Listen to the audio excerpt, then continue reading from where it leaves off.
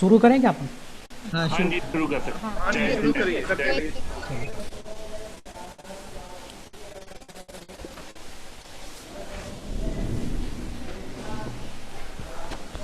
सबको सादर जय जिनेंद्र।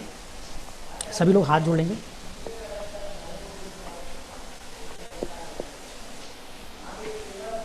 ओम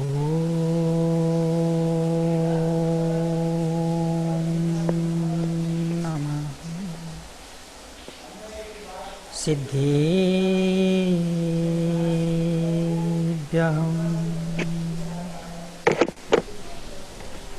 ओम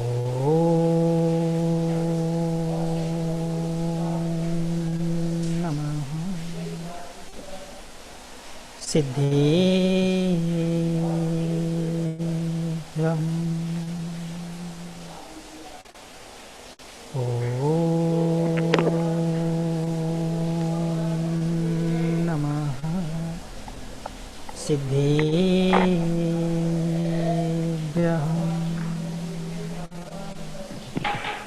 नमो अरिहन्ताणं नमो सिद्धाणं नमो तुमको सुन रहा है? आयरियाणं नमो वज्रायाणं नमो यूये सर्वसाहुणम्।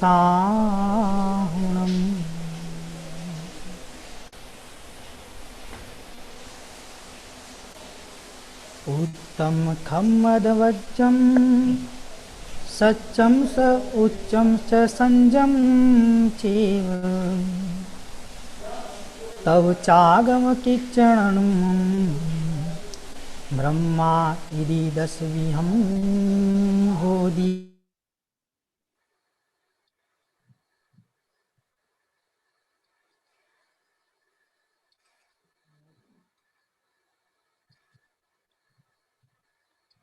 ऑडियो चला गया। खमादिभावो यदस्विहो धम्मो रैण्तयं च धम्मो जीवाणं रक्षणं धम्मो जो रमणतैजुक्तो खमादिभावे परिणदो नित्यं सवत्थं विमज्जत्थो सो साहु गणदे धम्मो। बोली अनंत आनंद परम सिद्ध भगवान की जय। बोली देवादेव एक हजार श्री आदिनाथ भगवान की जय। बोली देवादेव एक हजार श्री महावीर भगवान की जय। बोली आचार्य भगवंत कुंद कुंद स्वामी की जय। बोली आचार्य भगवंत कार्तिकेय स्वामी की जय। बोले आचार्य भगवंत विशुद्ध सागर जी महाराज की जय। मुनि श्री अमित सागर जी महाराज की जय। अहिंसा में विश्व धर्म की जय।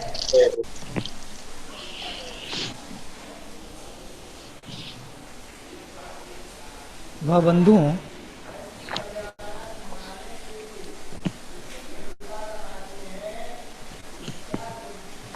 आचार्य भगवान कुंद कुंद स्वामी और आचार्य भगवान कार्तिकेय स्वामी, ये दो महान आचार्य हुए।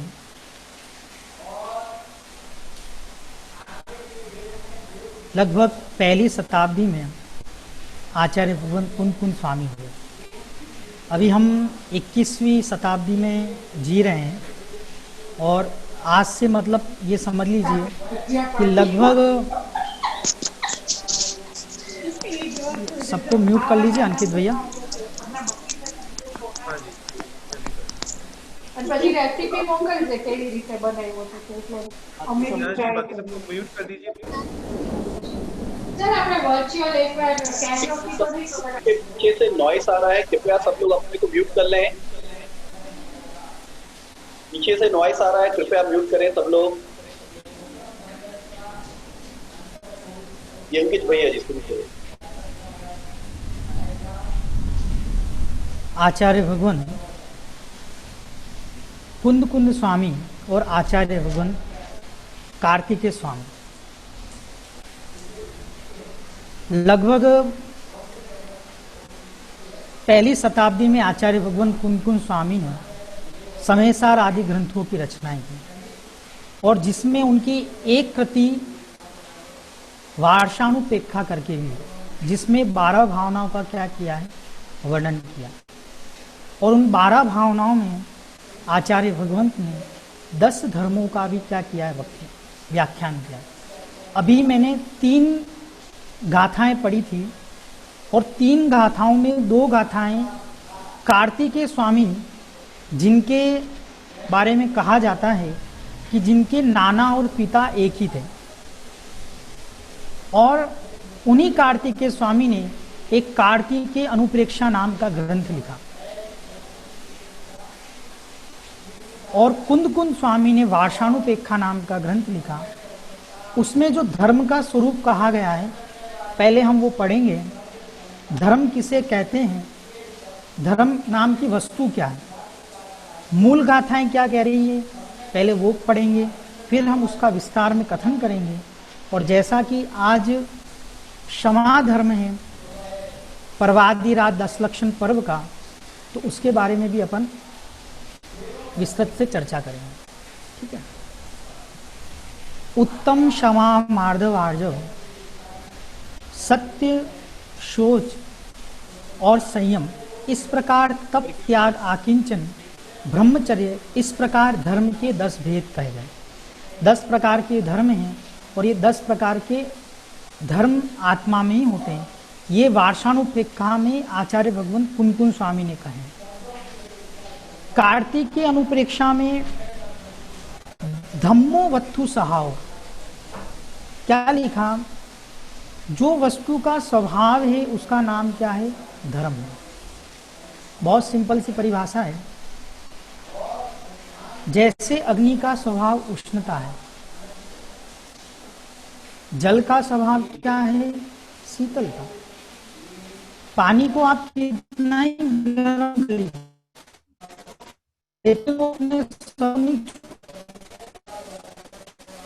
पानी को आप गर्म करने पर यदि उसमें आप उंगली डालते हो तो वो जल जाती है, लेकिन उसी गर्म पानी को यदि अग्नि पर डाल दिया जाए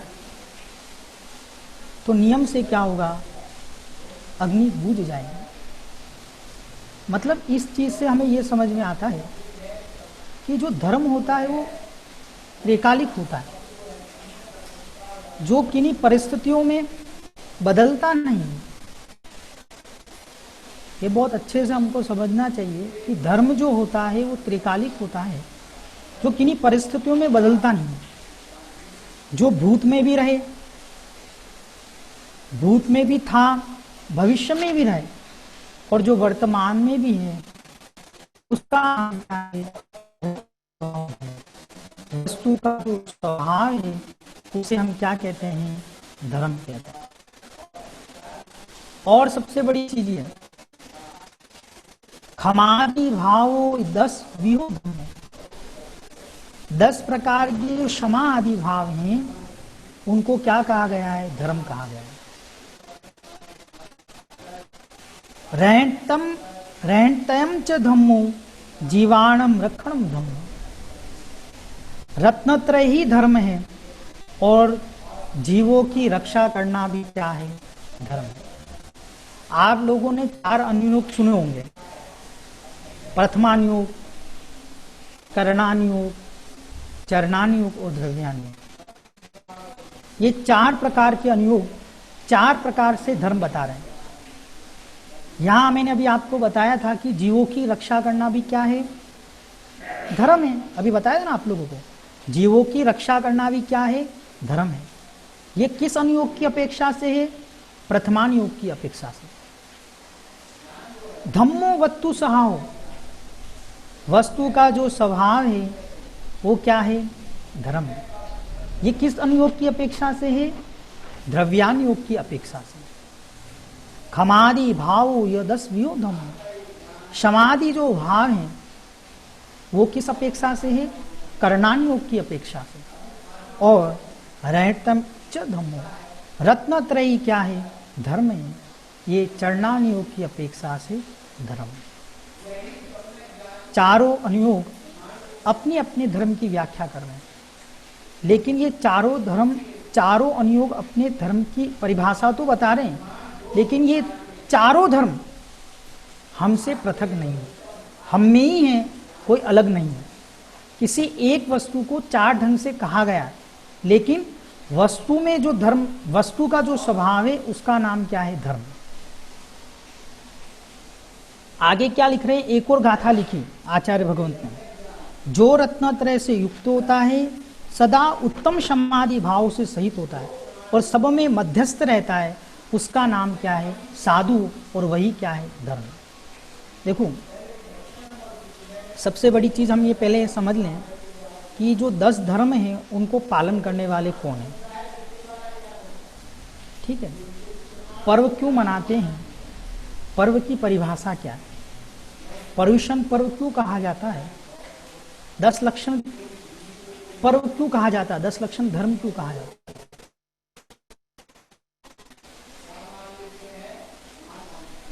पर्व जो आत्मा को पवित्र करे, जो आत्मा को पवित्र करे, जिससे हमारे परिणामों में विशुद्धि बढ़े। देखो, बहुत अच्छे से समझना। सब लोग बोल रहे हैं हम पर्युषण मना रहे हैं, हम पर्व मना रहे हैं। क्या वास्तव में हम पर्व मना रहे हैं क्या?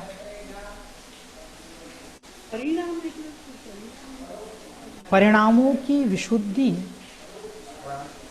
और जिससे हमारी आत्मा क्या हो? पवित्र हो, जिससे हमें परम पद की प्राप्ति हो, जिससे हमारा निज आत्मा क्या हो? पावन हो, उसे हम क्या कहते हैं? पर्व कहते हैं। कुछ लोगों ने क्या समझा? उपवास कर लो, पूजन कर लो, पाठ कर लो, पर्व हो गया। देखिए, उपवास कर लेना, पूजन कर लेना, पाठ कर लेना, ये पर्व को मनाने के साधन तो हो सकते हैं, लेकिन पर्व नहीं। पर्व तो तब कहलाएंगे जब उपवास करते हुए, पूजन करते हुए आपके परिणामों में कितनी विशुद्धि आई है, आपकी कसाएं कितनी कम हुई। कुछ लोगों ने पर्व की क्या परिभाषा बना दी? तीर्थ स्थानों पर चले गए और वहां पर क्या है? पिकनिक स्पॉट मना रहे हैं। कुछ लोगों ने पर्व क्या समझ लिया कि भाई दिन भर भूखे रहेंगे, रात में पानी पी लेंगे। कुछ लोग ऐसे भी करते हैं। कुछ लोग दिन भर उपवास करते हैं और साबूदाना आदि की खिचड़ियां खा लेते हैं। ये सब पर्व नहीं है, ये तो बस क्रियाकांड हो गया।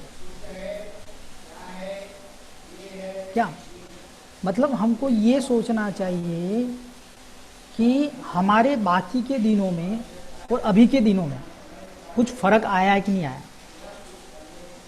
हम जो अपनी डेली रूटीन लाइफ जी रहे थे और उस डेली रूटीन लाइफ से इन 10 दिनों में हमें कुछ फर्क आया है कि नहीं आया। अगर नहीं आया है तो हमें वापस अपने परिणामों को रिवैम्प करना चाहिए, वापस देखना चाहिए कि क्या मैं वास्तव में पर्व मना रहा हूं क्या?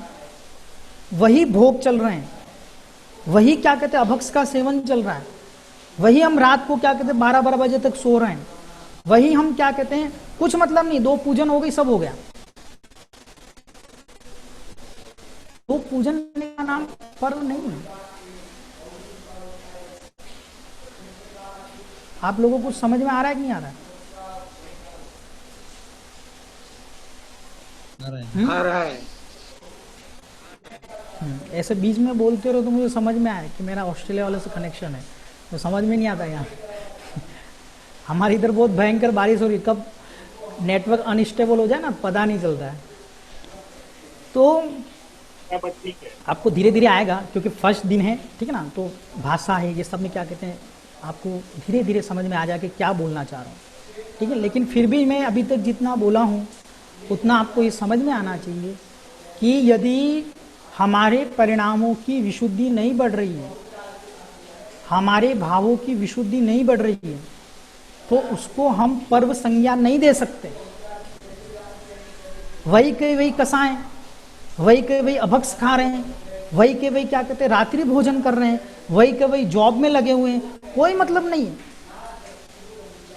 मतलब एक फॉर्मेलिटी चल रही है कि हमारे माता पिता पर्युषण पर्व मनाते हैं, या हम क्या कहते हैं हमारे 10 दिन का ऐसा कल्चर है तो उस कल्चर को हमको भी फॉलो करना है। That is not called as a dharma, वो कोई पर्व की संज्ञा नहीं। आप अपने परिणामों को मेजरमेंट कीजिए, आज से क्या मेरे भावों की विशुद्धि बढ़ी है क्या? 1%, 2%, 3%, 5%, 10%, 80%, हाउ मेनी, हाउ मच, कितनी मात्रा में, यानी कि क्या कहते हैं मेरे परिणामों की विशुद्धि बढ़ी है। अगर आपको इतनी सी बात समझ में आ गई तो आपका पर्व मनाना बहुत सार्थक है। क्या हम ब्रह्मचर्य से रह रहे हैं क्या? हमने 10 दिन भी ब्रह्मचर्य का नियम नहीं लिया। क्या हमने रात्रि भोजन त्याग किया क्या 10 दिन? ये सब हमको बैठ करके सोचना चाहिए। क्या हमने साबुन का प्रयोग बंद कर लिया क्या? कुछ लोग ऐसे होंगे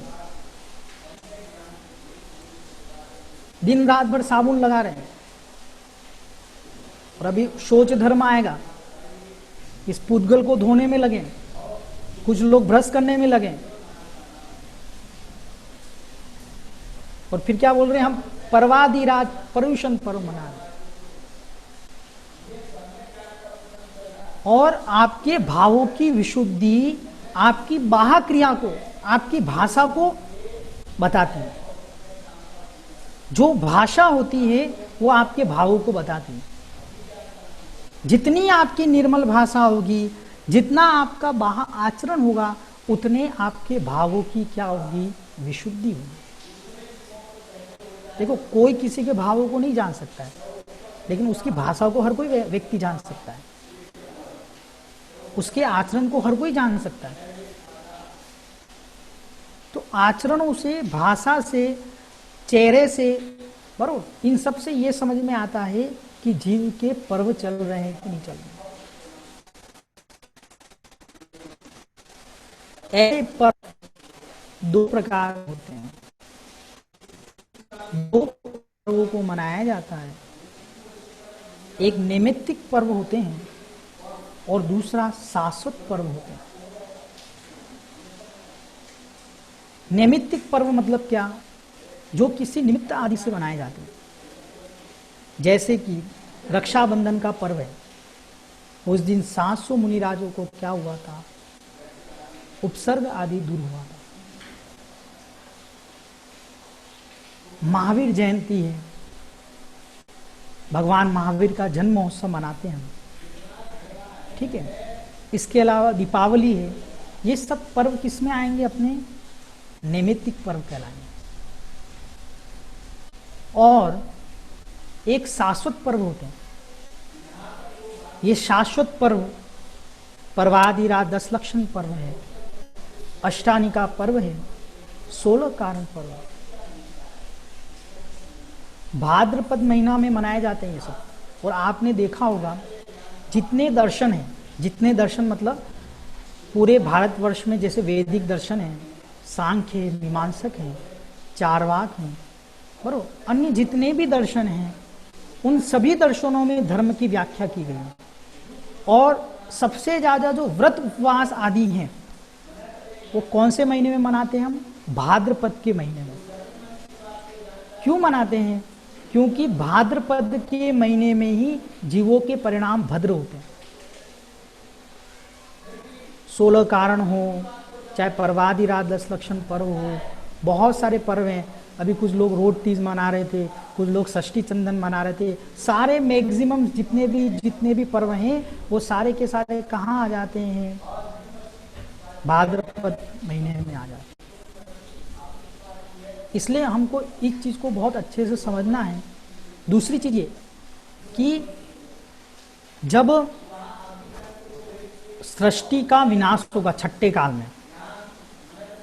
एक चीज और मैं बता देता हूं आपको कि प्रलय काल होता है, ठीक है ना। प्रलय काल के अंत में 49 दिन तक अलग अलग क्षारीय वर्षा होती है। क्षारीय वर्षा मतलब अम्ल आदि की वर्षा होती है आकाश से, अग्नि, विष, पत्थर आदि की वर्षा होती है, और 7 दिन में प्रलय जैसा नाश इस पृथ्वी पर होता है।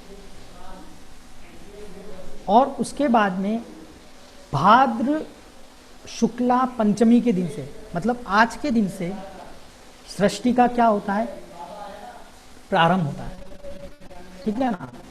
मतलब उस समय से आकाश से दुग्ध आदि वस्तुओं की होती वर्षा प्रारंभ होती है, और फिर विजयार्थ पर्वत से जो 72 जोड़े वहां पर सुरक्षित किए होते हैं उनको क्या कहते हैं, ला करके वहां से उस दिन के बाहर लाते हैं, और उस दिन से पुनः सृष्टि का क्या होता है, प्रारंभ होता है। इसलिए हमारे यहाँ पर भाद्र शुक्ला पंचमी से सृष्टि का जो प्रारंभ हुआ है और लोग उत्सव मनाते हैं। इसलिए ये अनादिकाल से ये वस्तु व्यवस्था ऐसी है, आज से नहीं है, अनादिकाल से ये सब कुछ चल रहा है और ऐसे ही चलेगा। मतलब भाद्र शुक्ला पंचमी से ये कंटिन्यू क्या कहते हैं, हमारे धर्म अनादिकाल से चले आ रहे हैं, क्योंकि 6 काल हैं, 6 कालों का परिवर्तन इसी ढंग से होता है। असर्पणी काल, उत्सर्पणी काल, 10 कोड़ाकोड़ी का उत्सर्पणी है, 10 कोड़ाकोड़ी का अवसर्पणी है, ऐसे 20 कोड़ाकोड़ी सागर तक ऐसे क्रम चलता रहता है। और आपको कुछ समझ में नहीं आ रहा, इतना समझ लो कि आज के दिन से सृष्टि का हुआ प्रारंभ। प्रारंभ हुआ मतलब ऐसा नहीं है कि नहीं क्या कहते किसने सृष्टि बना दी। यहां ये कहना चाह रहे हैं कि इस दिन से जो विद्याधर, जो विजयार्थ पर्वत में जोड़े छुपा के रखे थे, उनको ला करके पुनः क्या कहते हैं सृष्टि वहां से शुरू होती है। फिर वो भूमि वगैरह। क्वेश्चन है ये जो भैया आपके प्रश्न जो है ना, आपके प्रश्न जो है ना अंत में रखेंगे, ठीक है ना। आप प्रश्न लिख लीजिए, ठीक है। प्रश्न लिखने के बाद में अपन अंत में जो भी रहेगा, समय आप बोल देना 15 मिनट पहले, मैं आपको 10 मिनट पहले आपको जिनके भी जो प्रश्न है वो उठ के मैं उत्तर दे दूंगा, ठीक है। तो यहां से अपना ये शुरू हो गया। अब दूसरी चीज ये कि जिसको हम धर्म कह रहे हैं, ठीक है ना, मैंने आपको ये बताया धर्म त्रैकालिक होता है। धर्म कहीं से मनाया नहीं जाता है। हम पर्युषण पर्व मना रहे हैं, पर्युषण पर्व आ गए हैं, बोलो कहीं गए नहीं थे जो आ गए हैं। पर्युषण पर्व कहीं गए नहीं थे, जो धर्म है वो कहीं गया नहीं था जो आ गए। या हम धर्म को क्या मनाएंगे, धर्म तो वस्तु का त्रैकालिक स्वभाव है, वो हमेशा रहता है। मेहमान जो होते हैं वो आते और जाते हैं, लेकिन जो धर्म होता है वो हमेशा वस्तु में क्या रहता है, विद्यमान रहता है। जैसे इस पेंसिल का धर्म क्या है, आयन जी बोलिए आप, क्या नाम है, आयन, आयन, आयन जैन। हाँ, पेंसिल का धर्म क्या है, लिखना, उससे इंक से लिखने में काम आता है। हाँ, बहुत बढ़िया। और कुछ काम नहीं इसका। हाँ, इसका गुण धर्म क्या है, ये पेंसिल से लिखना जो है ये इसका त्रैकालिक धर्म है। हाँ, पेंसिल रहेगी तो लिखने में ही नहीं, ये इसका त्रैकालिक धर्म है क्या। त्रैकालिक मतलब क्या, जो पास्ट में भी रहे, वर्तमान में रहे और फ्यूचर में भी रहे। पुद्गल रहेगी, वो हमेशा पुद्गल ही है। हाँ, तो इस पुद्गल का धर्म क्या है, तो जो गले और जुड़े वो पुद्गल हो गया। जो गले और जुड़े, जो पूर्ण गल स्वभावी है, जो पूर्ण रूप है, जो गलन रूप है, उसका नाम, इसका स्वभाव क्या है, इसमें स्पर्श, रस, गंध और वर्ण, ये इसका धर्म है। ये कब रहेगा भाई, ये हमेशा रहेगा, चाहे ये पेंसिल रहे या न रहे, लेकिन क्या कहते हैं इसमें स्पर्श, रस, गंध और वर्ण, ये इसका क्या है? त्रैकालिक धर्म। इसलिए क्या कहा गया? वस्तु स्वभाव धम्मो, वस्तु का जो स्वभाव है उसका नाम धर्म है। जीव द्रव्य का स्वभाव अभी नहीं पूछा है मैंने, अभी मात्र पुद्गल, ये आपको समझ में आता है। जैसे अग्नि का स्वभाव है, ये कब रहती है भैया? ऑस्ट्रेलिया में अग्नि क्या देती है? गर्म देती है कि ठंडी देती है? गर्म ही देगी। वहां पे भी गर्म ही देगी, चाहे क्षेत्र बदल लो, चाहे काल बदल लो, कुछ भी कर लो। जो हमेशा वस्तु के साथ में रहे उसका नाम क्या है? धर्म। ठीक है। अब लोगों ने, हमने डिफरेंट ये धर्म समझे। अभी हमको ये समझना है कि आत्मा का धर्म क्या है, जीव द्रव्य का धर्म क्या है। जैसे इसका स्वभाव क्या है? स्पर्श रस गंध वर्ण, ये त्रिकालिक रहता है। ऐसे जो आत्मा का स्वभाव है वो क्या है? ज्ञायक भाव, ज्ञाता दृष्टापना। ये किसका स्वभाव है?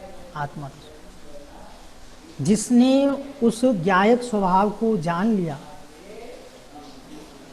उसको दुनिया के प्रपंचों में पढ़ने की जरूरत ही नहीं है। क्या लिख रहे हैं?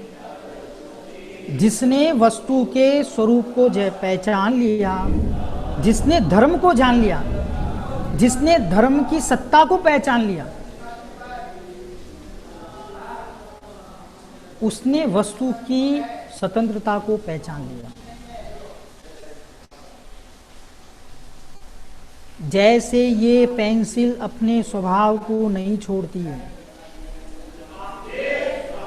स्पर्श रस गंध वर्ण इसका त्रैकालिक स्वभाव है, ऐसे मेरी आत्मा इस पर्याय में है तो भी ज्ञाता दृष्टापने से सहित है, अगली किसी पर्याय में जाएगी तो भी ज्ञाता दृष्टापने से सहित ही होगी, और पास्ट में थी तब भी क्या थी?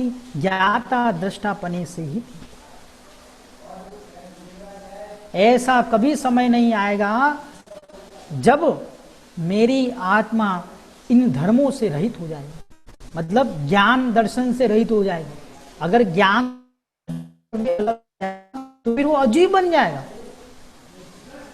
और ऐसा त्रैकालिक संभव नहीं। कुछ लोगों ने क्या बोला है? पूजन पाठ कर लो भाई। हमने ये भी तो सुना है ना भैया, पूजन कर लो, पाठ कर लो, उपवास कर लो, ये सब क्या है? धर्म है। ऐसा आप लोगों ने बहुत लोगों से सुना होगा, ठीक है ना? ये सब क्या है? कुछ लोग क्या होते हैं? हिंसात्मक क्रियाओं को भी धर्म मानते हैं। अन्य दर्शनों में देखा गया है बलि आदि चढ़ा दो तो उसको क्या संज्ञा दे दी जाती है? धर्म की संज्ञा दे दी जाती है। अब सुनो, जैन दर्शन क्या कह रहा है? हिंसात्मक क्रियाएं तो कभी भी धर्म हो ही नहीं सकती, और जो हम व्रत आदि उपवास आदि पूजन पाठ कर रहे हैं, जो ये पुण्य की क्रिया कर रहे हैं, वो अपेक्षाकृत धर्म है। किस अपेक्षा से धर्म है? क्योंकि जो क्या कहते हैं, हमको मोक्ष तत्व की प्राप्ति करनी है, उसमें क्या है? ये साधन है। क्या है? साधन है। और ये साधन भी कब रहेंगे? जब इन क्रियाओं को करते करते हमारे परिणामों की विशुद्धि बढ़ी कि नहीं बढ़ी? हो क्या रहा है? लोग मंदिर में आ रहे हैं, क्या शुरू हो गए? प्रदूषण शुरू हो गए, प्रदूषण शुरू हो गए। साल भर तो मंदिर कोई नहीं आया, और जैसे ही प्रदूषण हुए सब लोग मंदिर आने लगे। बोले क्या करने जा रहे हैं? बोले धर्म करने जा रहे हैं, धर्म करने जा रहे हैं, धर्म करने जा रहे हैं। और जैसे ही अभिषेक करने बैठे और कदाचित आपका कलश किसी ने छीन लिया, किसी ने धक्का दे दिया,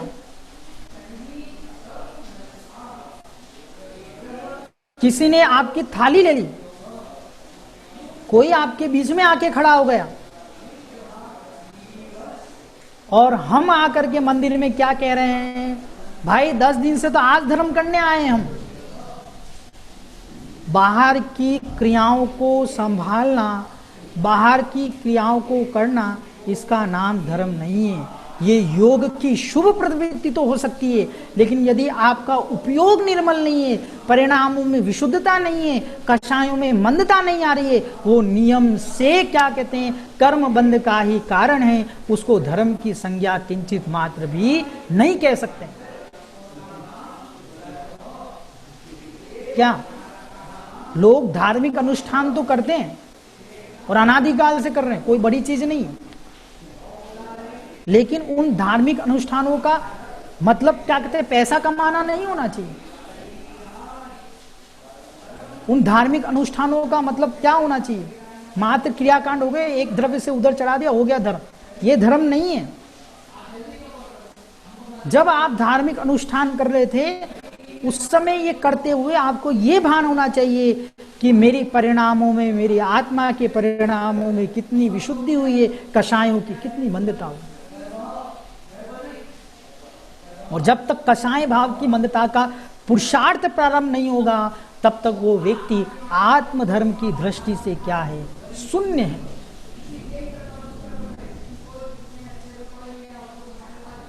समझ रहे आप लोगों को? ये क्रिया कांडों में धर्म नहीं है। क्रिया कांडों के बिना धर्म होता भी नहीं है। क्रिया कांडों में धर्म नहीं है। क्रिया कांडों के बिना धर्म होता भी नहीं है। जब भी आप परिणामों की विशुद्धि की बात करेंगे, तो वहां में ये क्रिया कांड निमित्त रूप होंगे ही होंगे। जैसे कोई भी फल छिलके के बिना नहीं होता है, कोई भी फल गुदे के बिना नहीं होता है। रस की प्राप्ति करनी है, जो छिलका भी लेना पड़ेगा, गुदा भी लेना पड़ेगा, सब लेना पड़ेगा। लेकिन उनमें धर्म नहीं और उनके बिना भी धर्म नहीं। क्या? और सबसे बड़ी चीज क्या है,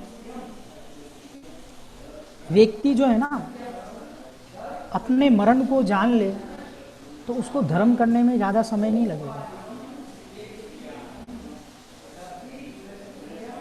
हर व्यक्ति जन्म लेता है, पशु पक्षी भी जन्म ले रहे हैं, पेड़ पौधे भी जन्म ले रहे हैं, और हर जीव का मरण होता है। आज तक दुनिया में ऐसा कौन व्यक्ति है जो मरण संज्ञा को प्राप्त नहीं हुआ?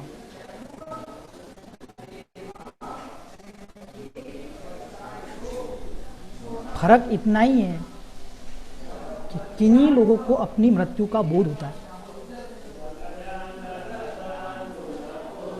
पशु भी मर रहे हैं, पक्षी भी मर रहे हैं, सभी लोग मर रहे हैं। क्या उनको अपनी मृत्यु का बोध है? क्या आप देखिए, पशु भी मर रहे हैं, पक्षी भी मर रहे हैं, आपके सामने कीड़े मकोड़े भी मर रहे हैं, चींटी भी मर रही है। एक वृक्ष भी अपनी आयु पूर्ण करके मरण को प्राप्त हो जाता है, लेकिन किसी व्यक्ति को अपनी मरण का बोध बिल्कुल भी नहीं है। मात्र एक मनुष्य पर्याय ऐसी है, मनुष्य पर्याय ऐसी है जिसे अपनी मृत्यु का क्या होता है, बोध होता है। उसको ये समझ में आता है कि चाहे मैं 17वीं मंजिल की बिल्डिंग पर रह लूं, चाहे मेरे घर में मर्सिडीज आए, चाहे मैं करोड़ों का मालिक हूं, चाहे मेरे घर में क्या कहते 10 वाहन आ जाए, चाहे मेरे 50 मकान हो जाए, लेकिन मेरी मृत्यु क्या है, निश्चित। बहुत गहन तत्व है। आप सोचना, जिन जीवों को ये समझ में आ गया कि जब से मेरा जन्म हुआ है तब से मेरी मृत्यु निश्चित है, उन लोगों को धर्म पालन करने से कोई नहीं रोक सकता। क्या मात्र एक मनुष्य पर्याय ऐसी है जिसको ये समझ में आता है कि मेरी मृत्यु निश्चित है। और जब आपको ये समझ में आ गया कि मृत्यु निश्चित है, बरोबर, ये आपको दिमाग में लाइए, कोई नहीं बचा है भाई, कोई नहीं बचा है और नहीं कोई बचेगा। तब जाकर के आप अब ये बताइए कि कोई बचा नहीं है, कोई बचने वाला नहीं है और यहां से मैं कुछ लेकर के जाने वाला नहीं हूं, तो ऐसी कौन सी चीज है जिसे मैं यहां से लेकर के जाऊंगा? लोगों के करोड़ों के बैंक बैलेंस यही रह जाते हैं और फिर उसको गवर्नमेंट उठा के ले जाती बैंक बैलेंस को। और उस व्यक्ति ने जीवन भर क्या किया?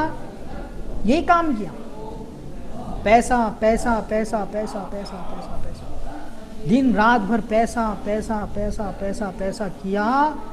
उस जीव को यह भी भान नहीं रहा कि मेरी मृत्यु आएगी। कुछ लोग बोलते हैं अरे जवानी में क्या धर्म करने का, जब बुढ़ापा आएगा तब धर्म करेंगे। उन लोगों को ये अभी भान नहीं है, उन लोगों को अभी ये तो भान हो गया है कि मृत्यु आनी है, लेकिन अभी आप लोगों को ये भान नहीं है कि मृत्यु कब आनी है।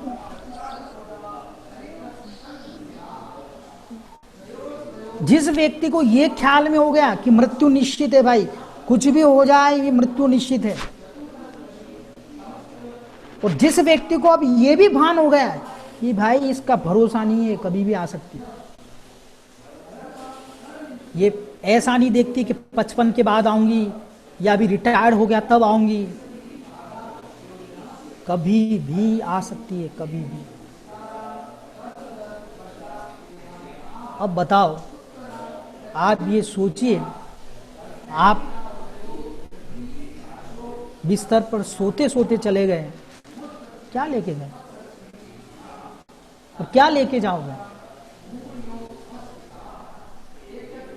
4 दिनों की प्रीति जगत में, 4 दिनों के नाते हैं, 4 दिनों की प्रीति जगत में, 4 दिनों के नाते हैं, पलकों के पर्दे पड़ते ही सब नाते रह जाते हैं। पलकों के पर्दे पड़ते ही आंखें बंद हुई, सारे नाते हैं। घर के स्वामी के जाने पर घर की शुद्धि कराते हैं, जिनकी चिंता में तू जलता वो ही चिता जलाते हैं, जिनकी चिंता में तू जलता वो ही चिता जलाते हैं। इसलिए जिन लोगों को वास्तव में अपने धर्म में रुचि है, जिनको वास्तव में धर्म करना, धर्म मतलब मैं धर्म करूं और कब करूं ये बार बार विकल्प आ रहे हैं, उन लोगों को प्रतिक्षण अपनी मृत्यु को देखना चाहिए। भाई कब चला जाऊं पता नहीं है, और ये बैंक बैलेंस, गाड़ी, लैपटॉप, मोबाइल, ये ऐसे कैसे बगल में ना पड़े रह जाएंगे। ऐसे के ऐसे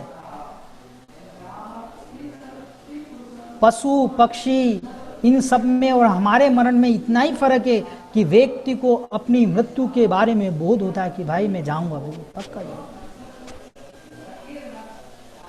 और ये बोध होते ही जीव क्या करने लगता है, धर्म की शरण में चला जाता है। आप लोगों को ये तो समझ में आ रहा ना कि कुछ लेके नहीं जाएंगे, कि किसी को लग रहा है मैं कुछ लेके जाऊंगा, बंगला बंगला ये वो फलां ढिमला। हाँ आयन जी, आपको कुछ ऐसा लगता तो नहीं रहा ना कि चश्मा मेरा साथ चला जाएगा, ऐसा कुछ तो नहीं है ना? हाँ, चाहे कौन से भी ब्रांड का पेन रखा हो, ये सब यही रहना है। और चाहे आप उच्च से उच्च ब्रांड पेन लो तो भी कहाँ रहना है, यहीं रहना है, यहीं रहना है, यही रहना। इतना आपको भान हो गया ना, आप तुरंत और उस मृत्यु को आप सामने अपनी नजदीकी से देखिए। भाई ये कब आए, यहाँ सोफे पे बैठा बैठा ही चला जाऊं, भरोसा नहीं। वो प्रति क्षण जिसे अपनी मृत्यु का भान हो रहा है, जिसे क्षण क्षण अपनी आयु घटती जा रही है, वो प्रति क्षण अपने परिणामों में, अपनी आत्मा में विशुद्धि का क्या करता है, प्रयास करता है।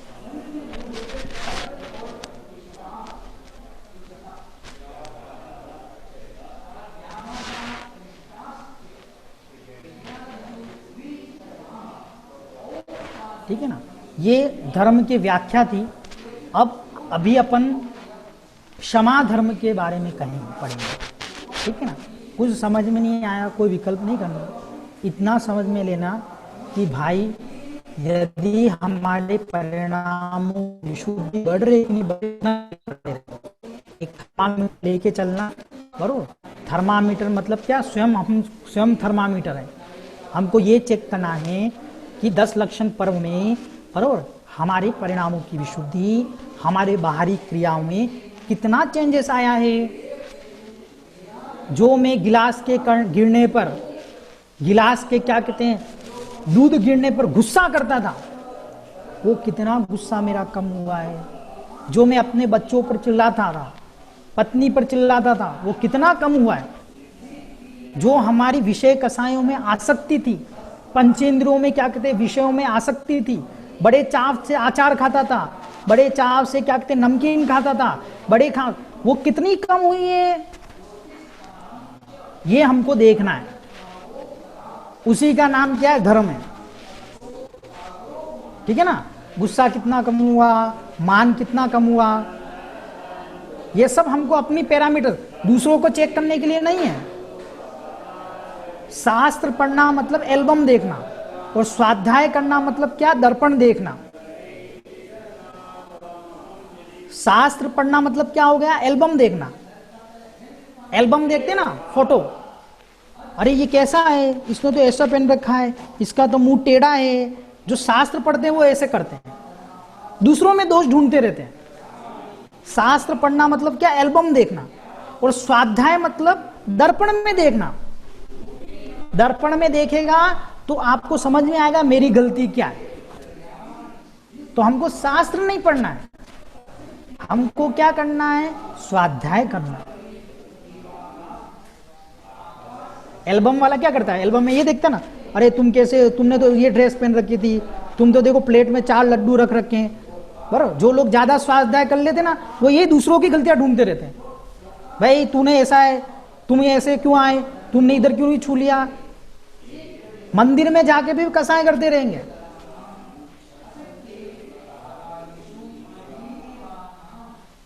ठीक है, अब अभी अपन पढ़ेंगे, क्या पढ़ेंगे, क्षमा धर्म के बारे में। अभी टाइम कितना हो गया, 4, यहाँ हो गए 4:21 हो गए। यहाँ पे 2 गाथाएं हैं, एक वार्षानुपेक्षा की गाथा है और एक क्या है, कार्तिक की अनुप्रेक्षा की गाथा है। ठीक है,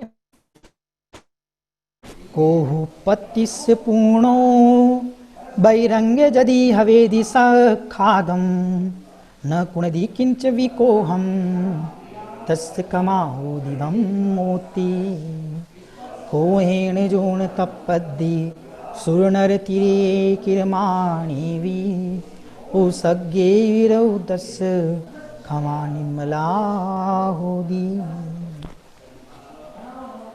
क्या कह रहे हैं?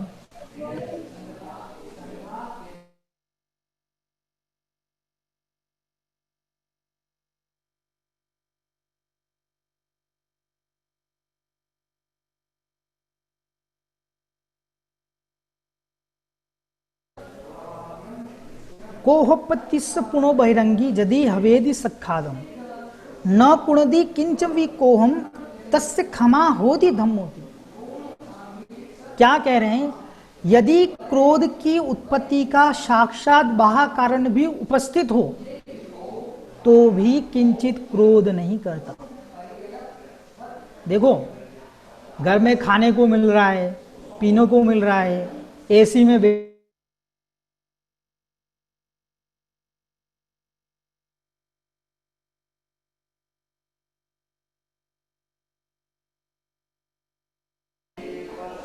क्या कह रहे हैं? घर में खाने को मिल रहा है, पीने को मिल रहा है, एसी में बैठे हैं, सब कुछ आराम से चल रहा है, तो क्या बोल रहे हैं भाई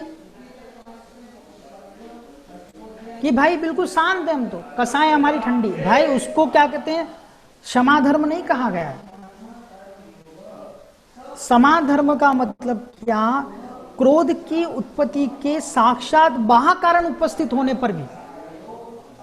हम पूजन की पंक्ति में क्या पढ़ रहे हैं? पीड़े दुष्ट यानी बांध मार बहुविधि करे धरिए क्षमा विवे कोपन की जे पीतमा उत्तम क्षमा रहो मन भाई। क्या लिखा? तन ते विदारे, तन से विदारे, घर ते निकारे, तन विदारे, वैर जो न तहा तरे। कहिए अयानो वस्तु छीने बांध मार बहुविधि करे। गुण को ओ गुण कहे अयानो। गुण थे, उसको क्या कह दिया? ओ गुण। अरे फालतू लोग है, कोई मतलब नहीं। थे हमारे में, हम धर्मात्मा थे, फिर भी हमको क्या बोले? अरे रहने दो, इनकी बात ही अलग। फिर भी कैसे भावे? क्षमा के भाव।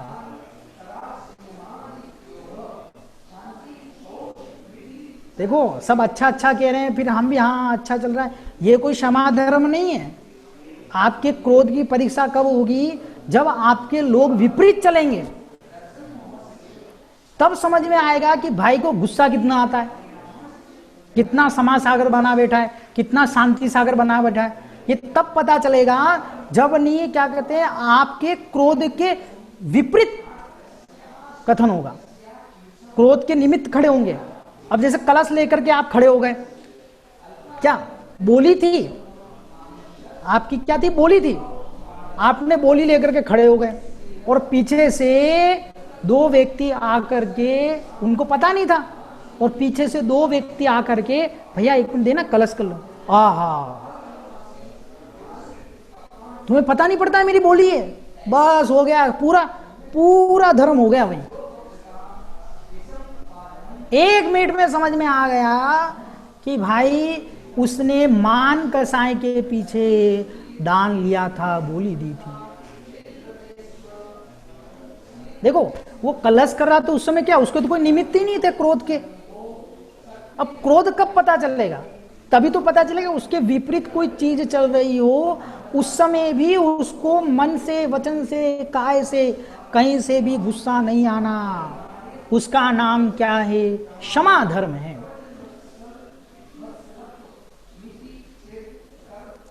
मनुष्यों का उपसर्ग हो जाए, दूसरी गाथा में लिखा देवों के द्वारा उपसर्ग, मनुष्यों द्वारा उपसर्ग, तिरंचोद उपसर्ग, फिर भी अचेतन द्वारा उपसर्ग। 4 प्रकार के उपसर्ग रहते हैं। देव उपसर्ग हो गया, मनुष्य के द्वारा उपसर्ग। उपसर्ग मतलब क्या? हम पर किसी ने आक्रमण कर लिया, किसी ने उपसर्ग जैसे पार्श्वनाथ भगवान पर उपसर्ग किया था ना कमट के जीव ने, वैसे उपसर्ग मतलब होता है कोई हमको प्रताड़ित करे, कोई परेशान करे, तो देवों द्वारा उपसर्ग हो सकता है, कोई मनुष्य द्वारा उपसर्ग हो सकता है, तीरंश द्वारा मतलब पशु पक्षियों के द्वारा उपसर्ग हो सकता है, और अचेतन वस्तु मतलब क्या, चलते चलते गिर गए, कुर्सी पे बैठे थे नीचे गिर गए, ये भी उपसर्ग है, ऊपर से पंखा गिर गया, कुछ भी हो सकता है, एनीथिंग एनी टाइम, तो ये सब उपसर्ग है। उस समय भी किंचित मात्र भी क्या कहते हैं, क्रोध नहीं करना, उसका नाम क्षमा धर्म है। पढ़ा ना, घर ते निकारे तन विदारे वैर जोन तहा दे, ते कर्म पूरब किए खोटे सहे क्यों नहीं जीरा, अति क्रोध अग्नि बुझाए प्राणी साम्य जल ले सिया, और उस क्रोध को कौन सा जल चाहिए, साम्य पने का, समता का जल चाहिए।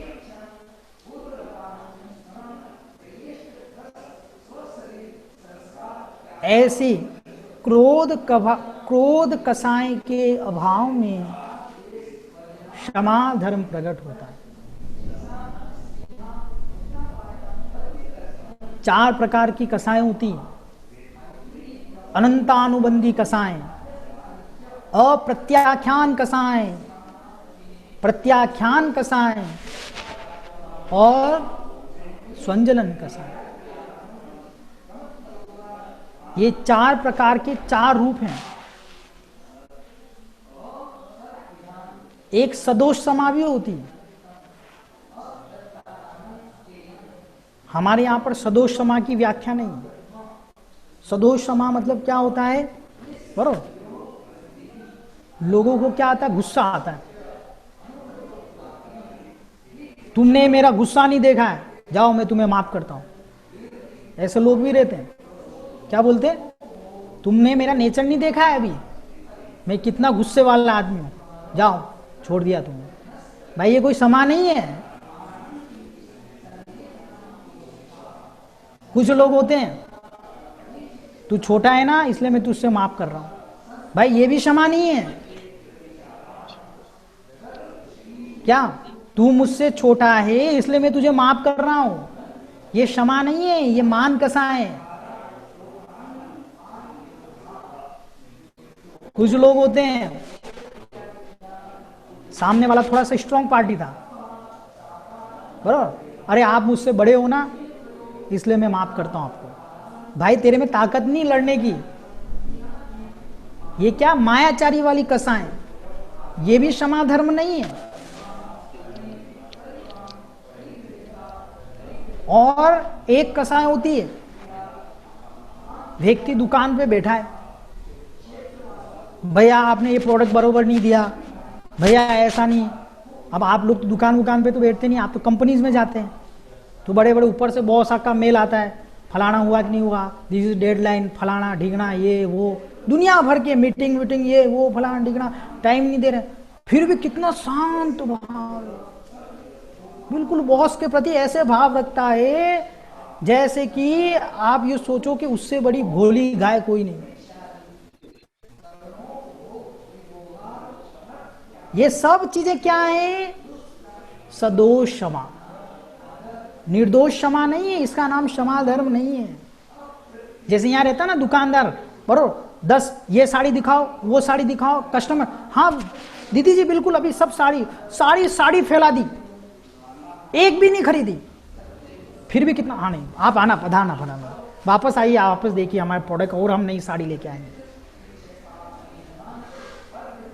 अब अंदर ही अंदर देखो, लेकिन उसको क्या है, पैसे की लालच है। भाई कस्टमर नहीं छूटना चाहिए, बॉस नाराज नहीं होना चाहिए, तो अंदर ही अंदर नहीं, बिल्कुल शांत है, उसको क्षमा कर देते, अरे कोई बात नहीं, कोई नहीं। ये कोई क्या कहते क्षमा धर्म नहीं है, ये तो आप पैसों के चक्कर में आकर के इतने शांत बैठे हो। और ऐसी 4 कसाएं देखो जो ये 4 कसाएं हैं, इन 4 कसाओं का मैं स्वरूप भी बता देता हूं। अनंतानुबंधी जो कसाएं हैं, ये अनंतानुबंधी कषाएं स्व पर विनाशक होती, ऐसी अग्नि जो खुद का भी नाश करती है और दूसरों का भी क्या करती है, नाश करती है। कौन सी कसाएं? अनंतानुबंधी कसाएं, खुद को भी भस्म और दूसरों को भी भस्म, इस टाइप की अग्नि होती है।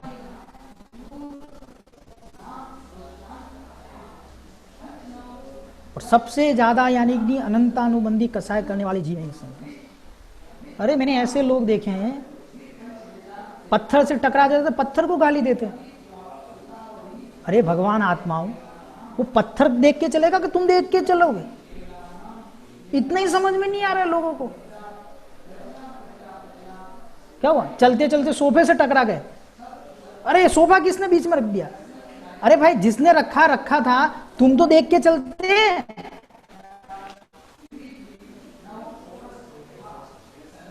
कोई बर्तन को गाली दे रहा है, कोई गिलासों को गाली दे रहा है। ऐसे ऐसे जीव हैं। कितनी कसाएं हमारी यानी कि क्या कहते हैं वो हो रही है, तीव्र हो रही है, मंद हो रही है। ये हमको बैठे बैठे देखना चाहिए कि हमारी कहीं अनंतानुबंधी तो नहीं चल रही है कहीं। अब चश्मा टूट गया तो उस चश्मे को देख करके गुस्सा कर रहे हैं, कैसे टूट गया, कैसे टूट गया, कैसे। अरे भाई कैसे क्या टूट गया? पुद्गल करनी उसका स्वभाव है।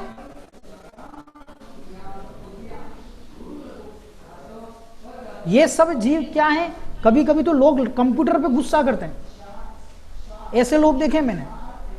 मतलब आप सोचो अगर कंप्यूटर चल नहीं रहा हो बरो तो खट खट ऐसे ऐसे करेंगे। भाई ऐसे करने से क्या हो जाएगा? अभी होना था क्या, फलाना होना था क्या, ये होना था, ढिगना होना था, अभी वायरस लगना था। ऐसे 50 गाले उसको दे देंगे। ये नहीं सोचेंगे ते कर्म पूरा किए खोटे सहे क्यों नहीं जिए रहा। तो ये सब कसाएं हैं ना, ये आप समझ लेना। ये सब क्या कहते हैं? अनंतानुबंधी आती जो जिनको देखो हमारे यहां पर एक लिखा है कुनकुन स्वामी ने। क्या लिखा भाई? कि या तो कोई नरक से आया है या फिर कहां जाने की तैयारी कर रहा है, नरक में जाने की तैयारी कर रहा है। बरोबर, नरक में क्या थे? लड़ते रहते ना, दिन रात भर लड़ना। वहां काम क्या है? कमाना धमाना तो है ही नहीं कुछ, नहीं कोई बच्चे संभालने वहां पे, कुछ काम ही नहीं वहां पे, न रोटी बनानी न कुछ करना है वहां पे एक ही काम है। जिन लोगों ने मनुष्य पर्याय में रह करके अपनी फैमिली में दिन रात लड़ते रहे ना, वो सब जाकर के कहां चले गए? नरक में चले गए। या फिर कुछ ऐसे लोग जो यहाँ अभी लड़ रहे हैं, तो समझ लेना ये सब लोग कहां से आए हैं? नरक से आए।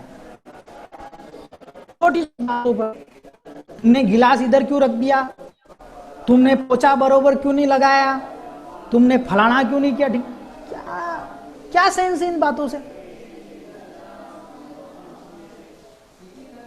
ऐसे जीवों का कभी कल्याण नहीं होने वाला है। आपका स्वभाव ज्ञाता दृष्टापना है, थोड़ा सा देखा करो, थोड़ा सब्र रखा करो। और एक चीज बताओ, बरोबर, यदि गिलास टूट भी गया तो इससे आत्मा का कौन सा प्रदेश टूट गया? आत्मा का कौन सा गुण कम हो गया? ये भी तो सोचना चाहिए ना। वायरस लग गया कंप्यूटर में, तो जितना वायरस उधर नहीं लगा है उतना तुम्हारी कसायों में वायरस लग गया इधर। ऐसे ऐसे जीव हैं। तो ये कौन सी है? अनंतानुबंधी कसाएं, मतलब दूसरों का भी घात करती है और स्वयं को भी घात करती रहती है। ऐसी अग्नि। अप्रत्याख्यान, लोग सर्दी में अलाव तापते हैं, क्या दूसरों का तो अहित नहीं करती क्या? अलाव मतलब जो सर्दियों में लोग अग्नि जला करके ऐसे तापते रहते ना, लकड़ी जला करके, तो क्या हो रहा है? जो खुद दूसरों का तो नुकसान नहीं करती वो अग्नि, लेकिन अपने खुद का भी कभी कोई फायदा नहीं करती। बैठे बैठे चने खा रहे, गप्पे लगा रहे, क्या मतलब है? ऐसी जो कसाएं हैं वो क्या है? अप्रत्याख्यान, ऐसी अग्नि जैसी कसाएं होती हैं। प्रत्याख्यान मतलब क्या? रसोई घर की अग्नि, जो दूसरों को फायदा दे ना दे, लेकिन अपने को खुद को तो फायदा देती है। आपने मुनिराज को आहार दिए, कौन सी अग्नि से देंगे? रसोई घर में जो अग्नि होगी उसी से बनाएंगे ना सब कुछ, खाना वाना जो भी हो। तो मुनि को आहार देने पर उसका कल्याण होना वो उस पर डिपेंड है, लेकिन हमारा जरूर होता है। इसलिए व्रती लोगों को कौन सी कसाएं होती है? प्रत्याख्यान और स्वंजनन कसाएं, दीपक की लौ के समान, दीपक की अग्नि के समान, जो खुद को भी प्रकाशित करती है और दूसरों को भी क्या करती है? प्रकाशित करती है। ऐसे 4 कसायों के 4 स्वरूप हैं। इसमें अनंतानुबंधी कसाएं जो होती है वो 6 महीने से ऊपर होती है। लोग वर्षों तक भाई भाई ऐसे नहीं बोल रहे हैं, ऐसे क्या पता क्या है। 1 इंच की जमीन की लड़ाई हो गई, कुछ लड़ाई हो गई तो 6 महीने, 1 2 साल, 5 10 साल तक नहीं बोलते हैं। और खुद के घर में कुछ कमी नहीं है।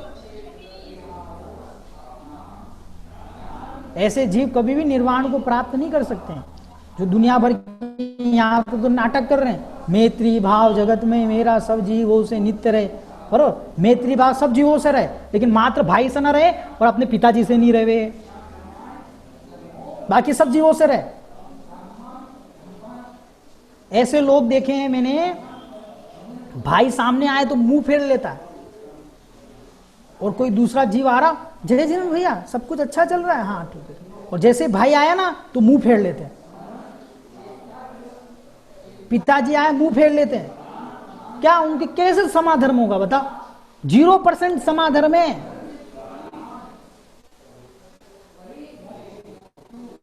मैं तो 0 भी नहीं कहूंगा, माइनस में चल रहे हैं वो लोग। तो अभी पहले 0 तक तो आओ।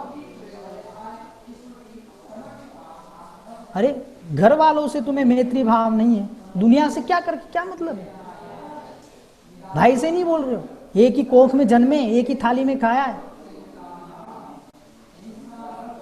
ईगो हट, पहले कौन बोले? अरे मान कैसा है, देखो ये सब यही कहीं धरा रह जाने वाला है, कोई साथ में न ले जाने वाला है, न तुम्हें कोई पोटली बांध के देगा। जो आपके परिणाम है, जो आपके कर्म है, जितना आपने परिणामों में विशुद्धि की है, जितना धर्म किया है, उतना ही साथ में जाने वाला है। पेट भरने के लिए कुछ नहीं चाहिए रहता है, जो पेटी भरनी है ना उसके लिए बहुत कुछ चाहिए रहता है।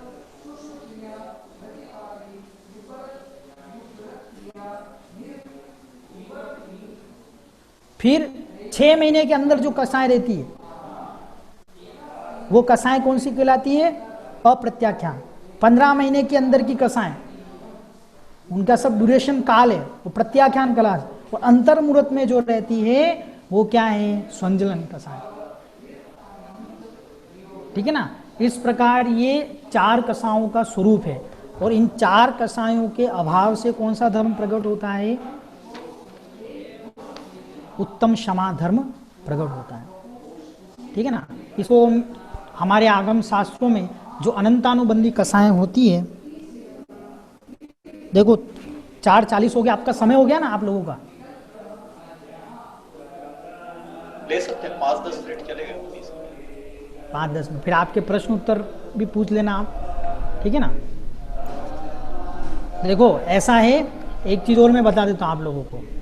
पत्थर की लकीर पर रेखा खींच ली आपने, शिला की रेखा, पत्थर की, ऐसी कसाएं कौन सी कसाएं? अनंतानुबंधी कसाएं। छोड़ूंगा नहीं मैं इसको, छोड़ूंगा नहीं मैं इसको। इसने मेरे पे ऐसा मेल लिखा है ना, इसको मैं छोड़ूंगा नहीं। इसकी तो मैं क्या कहते हैं, समय आने दो, इसके बॉस को शीशे में मार्क करके फिर उसको दिखाऊंगा मैं। ये जो कसाएं चल रही है ना, ये अनंतानुबंधी कसाएं, जो तुम्हारे दर्शन का भी नाश करती है और चारित्र का भी नाश करती है। तो मन में ठान करके बैठ गए हैं, इसका ऐसे ही होना चाहिए।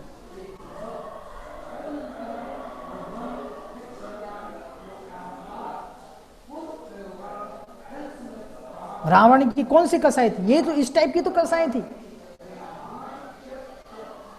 सीता को तो दे दूंगा मैं, लेकिन जब तक इनको हराऊंगा नहीं तब तक नहीं दूंगा मैं। ये अनंतानुबंधी मान कसाएं चल रही है। इतना ईगो, इतना ईगो, इतना ईगो। रस्सी जल जाए पर बल न जाए।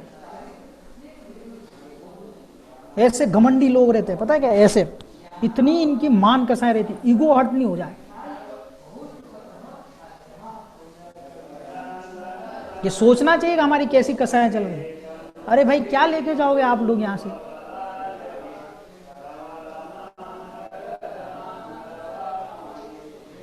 जिस जीव से तुम अपने कर्म भी तो देखो कि हमने कैसे कर्म किए।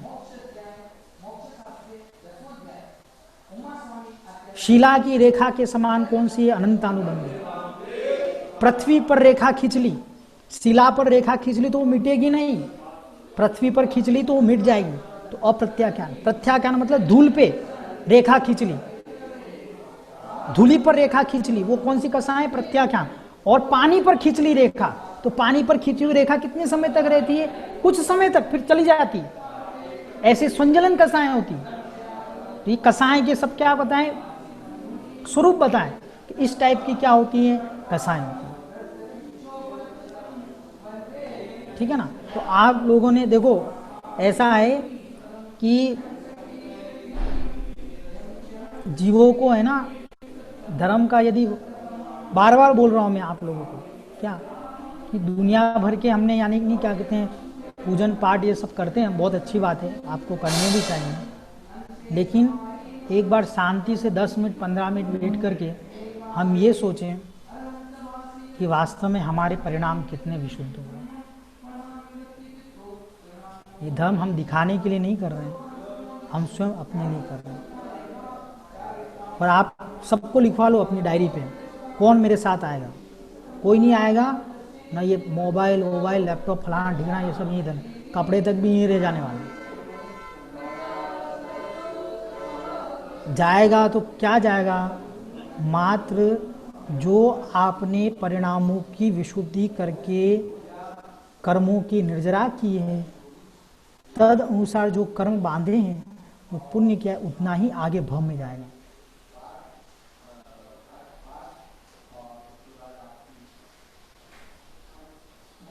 और आपको मैंने शुरू में बता दिया, जिसको अपनी मृत्यु का बोध हो गया है, जिसको ये समझ में आ गया है कि भाई ये मृत्यु निश्चित है,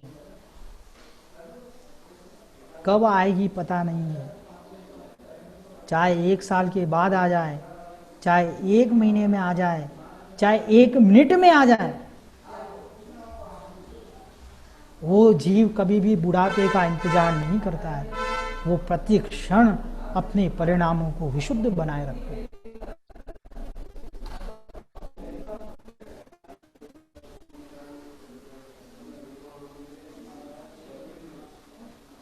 गाड़ी से जा रहे थे, जाते जाते आगे वाले ने अचानक ब्रेक लगा दिया।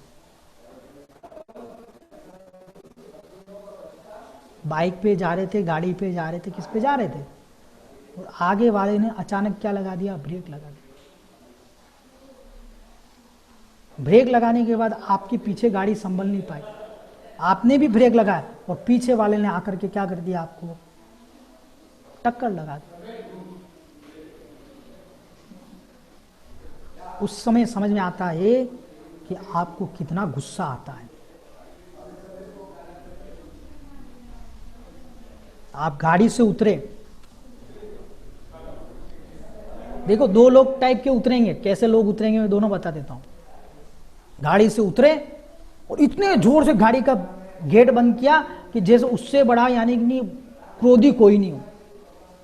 अब बताओ, इससे गेट तेज बंद करने से कौन सा उसको फायदा हो जाएगा? मुझे तो आज तक ये समझ में नहीं है। उसकी गाड़ी का नुकसान हुआ, जोर से बंद कर।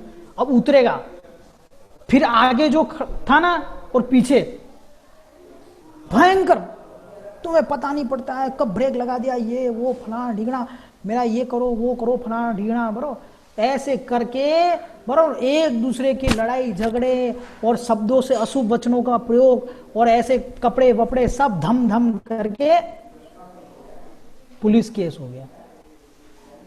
एक लोग ऐसे होते हैं। कुछ लोग उतरते हैं, आगे वाले को पूछते भाई तेरे लगी तो नहीं? कोई बात नहीं, अरे गाड़ी को लग गई है ना, कोई टेंशन मत लो आप लोग, आपको तो कुछ नहीं हुआ। पीछे वाले ने भी कांच फोड़ दिया आपका। कोई नहीं भैया, देखो ऐसा है कि कांच फूट गया है, अगर आप में सामर्थ्य हो तो आप पैसे दे दीजिए, शांति से भी तो बात हो सकती है। जबरदस्ती गुस्सा करके कोई काम हो, ये कोई जरूरी थोड़ी रहता है क्या? और ये सब कब पता चलेगा? जब आपके विपरीत आपके क्या कहते हैं वो रहेंगे, मतलब कोई निमित्त ऐसे मिल जाए जो विपरीत हो, तब समझ में आता हम कितने क्या कहते हैं वो है ठंडे। आप गाड़ी से उतरो, शांति से बोलो ना, भैया जी देखो आपको लगी तो नहीं, और ये समझ लो कि गाड़ी का कांच टूटने से आत्मा के प्रदेश कोई नहीं टूटे हैं आपके, या आत्मा के कोई अंश कम नहीं हो गए। मुझे तो लोगों पर दया आती है कि ये पेंसिल टूट गई है और ये तो मुझसे कितनी पृथक है। चलो मुझे किसी ने मारा, मुझे किसी ने ऐसे डंडे से मारा मेरे शरीर पे, तो मुझे समझ में आता है कि मुझे लगी, तो मुझे कदाचित ऐसा भी लगे कि चलो मैं इन पे गुस्सा करूं या कुछ करूं। लेकिन मुझे तो ये समझ में नहीं आ रहा कि कदाचित पेंसिल टूट गई है, उस पेंसिल के टूटने में तेरे शरीर का क्या नुकसान हो गया, तेरे आत्मा का क्या हो गया। और कोई बोले भैया धन का नुकसान हो गया, तो एक चीज बताओ, धन के नुकसान होने पर भी कितना धन चला गया तुम्हारा जो तुम कमा नहीं पाओगे पेंसिल के टूटने पर? कोई वो है कि नहीं क्राइटेरिया कि कितना गुस्सा करें क्या करें?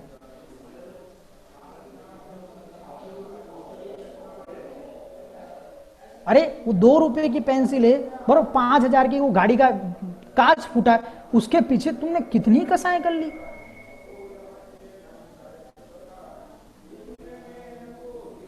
ये समझ लेते कि वो गलत ढंग में पैसा जाना था जो गलत ढंग में चला गया। इतने साम्य भाव आएंगे तब जाकर, वैसे जो 10 धर्म होते हैं वो मुनियों को ही प्रकट होते हैं, लेकिन फिर भी हम उसकी क्या करें, आराधना करते रहे, प्रैक्टिस करते रहे। बोलो भगवान महावीर स्वामी की जय। अब किसी को कोई प्रश्न हो तो आप लोग पूछ सकते हैं, ठीक है।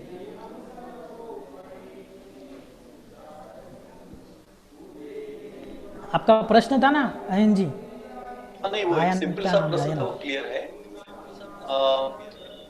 क्लियर भी हो गया? वो नहीं, ऐसा सोच रहा था उस समय कि जो अपना अपसर्पणी काल आता है, हर साइकिल के बाद जो दूध वृष्टि हो रहा है, पहले एसिड वृष्टि होती है, फिर दूध वृष्टि होती है। ऐसा ही होता है आफ्टर एवरी साइकिल। हाँ, एवरी साइकिल। अभी छठा काल होगा। और देखो इसमें कोई आश्चर्य की बात नहीं, पूरा साइंस आप देख लो, सारे केमिकल्स ऊपर जा रहे हैं। अभी कोरोना की वजह से ओजोन वापस रिकवर हो गया, फलाना हो गया, ठीक है। क्या है ये सब चीजें? जब क्या कहते हैं इस संसार में बरोबर पौद्गलिक वस्तु का, भौतिक साधनों का जितना उपयोग बढ़ेगा, उतने केमिकल्स कहाँ जा रहे हैं? एयर में जा रहे हैं। वही केमिकल्स क्या हो रहे हैं? पानी के साथ मिल करके क्या केमिस्ट्री, एसिड कैसे बनेगा, H2SO4 कैसे बनेगा, बराबर HCl कैसे बनेगा, कैसे बनेगा? हाइड्रोजन क्लोराइड मिला दो, अब वही चीज ऊपर हाइड्रोजन के परमाणु चले गए, उसके साथ वही बरस रहा है, उसको अम्ल बोल दिया। वही गैसेस ऊपर जा रही है, वही बादल वही पानी के साथ बरस रही है। तो आप सोचो इस काल में ऐसा हो सकता है, तो फिर ऐसा वष्ट काल भी आएगा जब ये सब चीजें होंगी। उसमें कोई आश्चर्य की चीज नहीं है।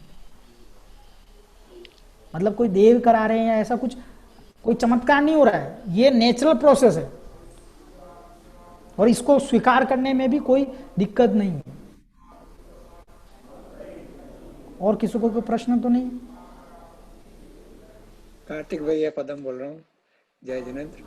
मेरे को एक शंका हो गई, आपने जब बताया था कि कार्तिकेय स्वामी पिता भी थे तो नाना भी थे, ये थोड़ा सा मेरे को जम नहीं रहा। बहुत अच्छे प्रश्न पूछा। क्या करें, जीवन में है ना 3 चीजें, राजा की आज्ञा का पालन नहीं करना,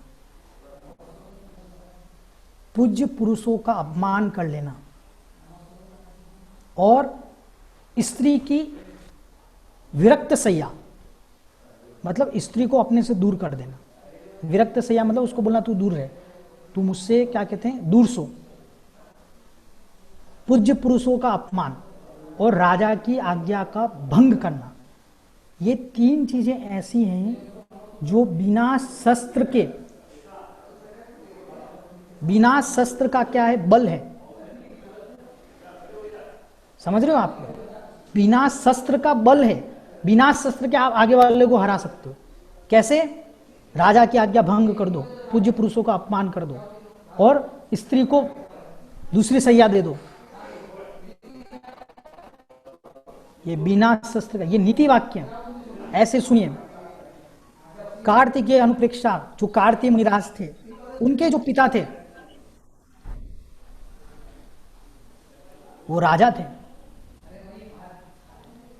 उनके घर में पुत्री का जन्म हुआ। क्या करें? कौवे को रात्रि में नहीं दिखता है, उल्लू को दिन में नहीं दिखता है, लेकिन जो कामी पुरुष होते हैं उनको ना दिन में दिखता है न रात में दिखता है। मंत्रियों से पूछा गया, राज्य में ऐसी कौन सी वस्तु है जिस पर अधिकार नहीं है मेरा? बोले स्वामी आप तो राजा हो। आवाज कट रही है आपकी। स्वामी आप तो राजा हो। अभी आ रही? बिल्कुल सही आ रही है। आवाज कट रही है? नहीं आ रही है। बराबर आ स्वामी रही है। आप तो राजा हो। आ रही है। आ रही है। स्वामी आप तो राजा हो। मंत्रियों ने कहा आप तो राजा हो। आवाज आप हाँ बोलिए।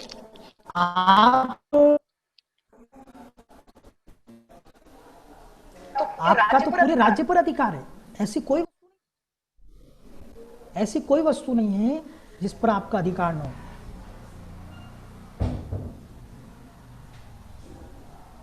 तो खुश हो गया। और मंत्री लोगों का काम क्या होता है? मंत्री का मतलब होता है मंत्री, जो तीन लोगों की मन की बातों को जाने, उसका नाम क्या है? मंत्री। मंत्री, त्रि मतलब तीन, मन मतलब मन, तीन लोगों के मन की बात को जाने, तीन लोगों के मन की बात के अनुसार काम करे। एक राजा, एक स्वयं के मन की और एक जनता के मन की। ये तीनों को जो बिल्कुल कॉम्बिनेशन बिठा करके बैठे, उसका नाम मंत्री थे। अब वो मंत्री ने तो राजा के हिसाब से बोल दिया कि महाराज पूरे राज्य पर आपका अधिकार है। लेकिन कौन ये जानता था कि वो अपनी पुत्री के प्रति ही क्या हो गया है? कामाक्ष, कामी हो गया। काम वासना जग गई अपनी पुत्री के प्रति। और आप सोचो, निर्घंत दिगंबर मुनिराज के पास जाता है वो राजा, हे स्वामी, हे महाराज, इस राज्य पर किसका मेरे पे अधिकार नहीं? महाराज बोलते हैं, स्वयं की पुत्री पर तुम्हारा कोई अधिकार नहीं है। एक निर्ग्रंथ दिगंबर साधु, उन पर तुम्हारा कोई अधिकार नहीं है। और एक वाक्य और बोलते हैं जो मुझे याद नहीं है, लेकिन दो वो जरूर बोलते हैं कि स्वयं की पुत्री पर उसका अधिकार नहीं होता। बलपूर्वक आप कुछ नहीं कर सकते हो। और स्वयं के निर्ग्रंथ मुनि पर फिर भी क्या करें? कामी पुरुष जाकर के बरोबर दिगंबर मुनिराज की बात नहीं मानता है और जाकर के क्या कर लेता है? विवाह कर लेता है। और उसी से उनके कार्तिकेय नाम का पुत्र उत्पन्न होता है। जब 8 वर्ष के होते हैं, बच्चे होते हैं ना कार्तिकेय मुनिराज, तब अपनी माँ से पूछते हैं, त्योहार होता है, बोलते हैं कि सभी बच्चे लोग अपने मामा के घर जा रहे हैं और सभी लोग अपने मामा के घर के यहां से बरोबर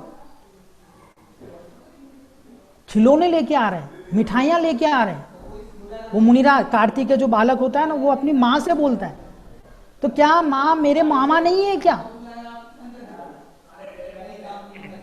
देखो, जैसे ही माँ बोलती है कि हे बेटा तेरे नाना और पिता एक ही हैं, एक क्षण नहीं लगता है उनको, वो तुरंत जिन दीक्षा को क्या कर देते हैं, धारण कर लेते हैं। उनको समझ में आ जाता है संसार किसी का सहारा नहीं। ऐसे वैराग्यमयी, ऐसे कार्तिकीय।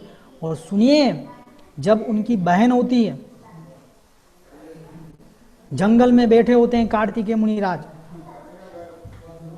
और जंगल में बैठे बैठे और ध्यानस्थ होते हैं।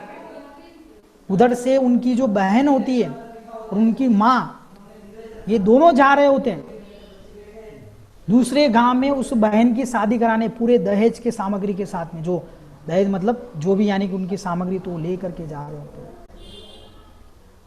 तो जैसे माँ देखती, अरे मेरा बेटा जंगल में, मुनिराज ध्यान में होते हैं, पल के उठा करके भी नहीं देखते कि ये मेरी माँ है, ये मेरे कौन है,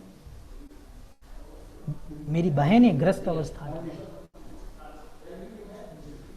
और माँ निवेदन करती है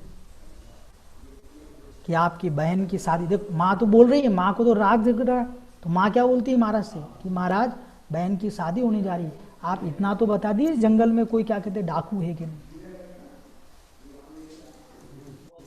महाराज फिर भी मुख खोलते नहीं, पल के भी नहीं उठाते। धन्यो ऐसे दिगंबर योगी जो अपने ग्रस्त अवस्था के माता पिता आने पर भी, ग्रस्त अवस्था के परिजन आने पर भी आंख उठा करके भी नहीं देखते। ऐसे कार्तिकेय मुनिराज वही ध्यानस्थ होते हैं जंगल में।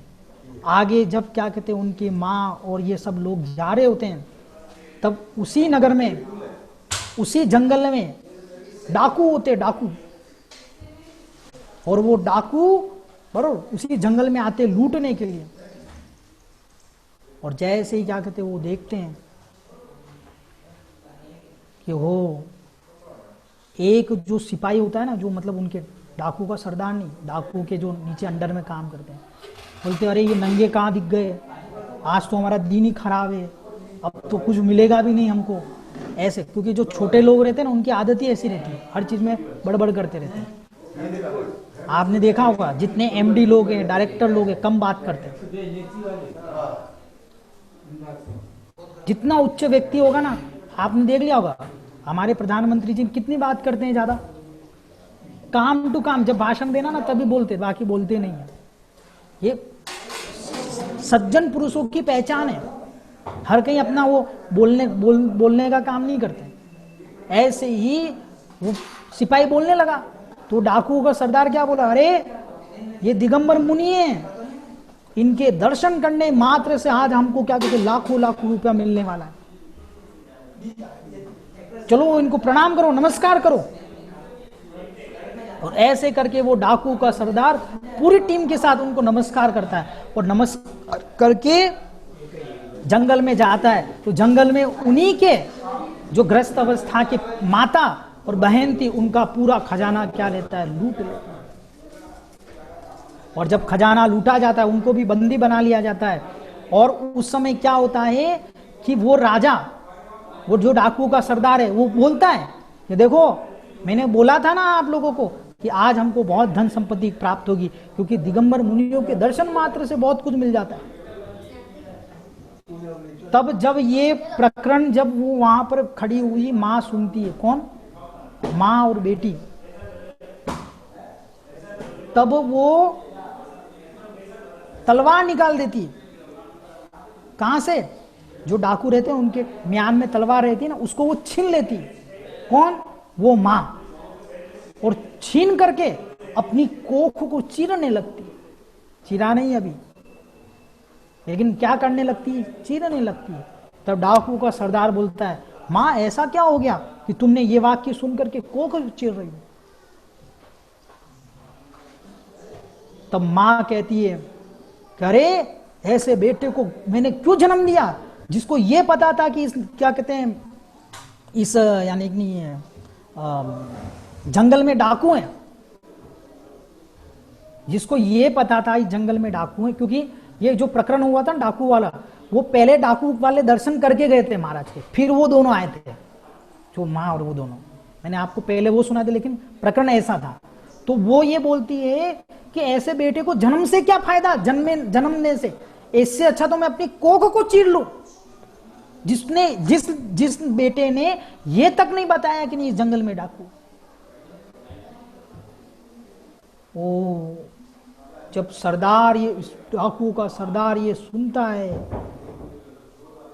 तो ये तो उन्हीं दिगंबर मुनिराज की मां है। डाकू का सरदार कहता है, तुरंत मां के चरण पकड़ लेता है, ओ धन्यो ऐसी मां जिसने ऐसे पुत्र को जन्म दिया है, कि जिसने हमने दर्शन करने पर भी आपको ये नहीं बताया कि आज हम धन लूटने इस जंगल में आए। और इतना डाकू प्रभावित होता है कि वो सारा धन तो दे ही देता है, और साथ में उसके पास जितना शादी योग्य धन होता है वो भी उनकी ठाट बाट से उनको जहां आगे जाना तक वहां तक छोड़ के आए। ऐसे ये कार्तिकेय मुनिराज, जिनको अपने परिजन लोगों से भी किंचित मात्र मोह नहीं था। ठीक है, बोलो भगवान महावीर स्वामी की जय। बाकी अपन देखो बहुत समय हो गया ना, तो अपन कल पढ़ेंगे। जावाणी के ज्ञान ते सूझे लो कालो, सोवाणी मस्तक चढ़ो सदा दे तो हूँ दो। 9 बार नमोकार मंत्र ले लो आप सब लोग।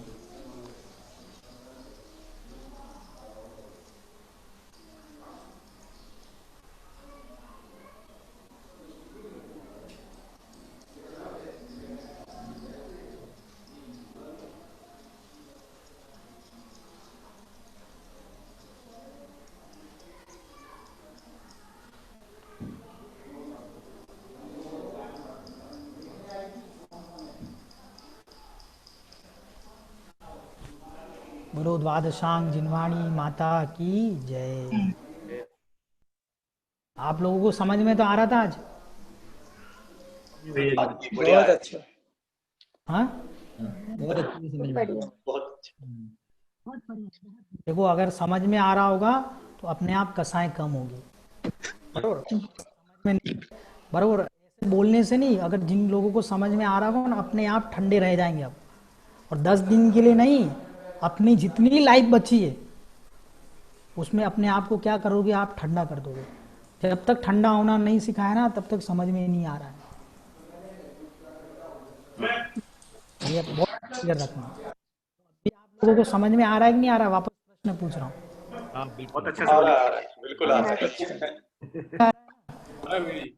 चलो ठीक है, जय जिनेन्द्र सबको। जय जय नमस्ते। जय जिनेन्द्र। सभी को जय। सभी को जय जिनेन्द्र। जय जय जिनेन्द्र भैया। जय जिनेन्द्र, जय जिनेन्द्र की आंटी। जय जिनेन्द्र आएंगे। जय जिनेन्द्र जय जिनेन्द्र।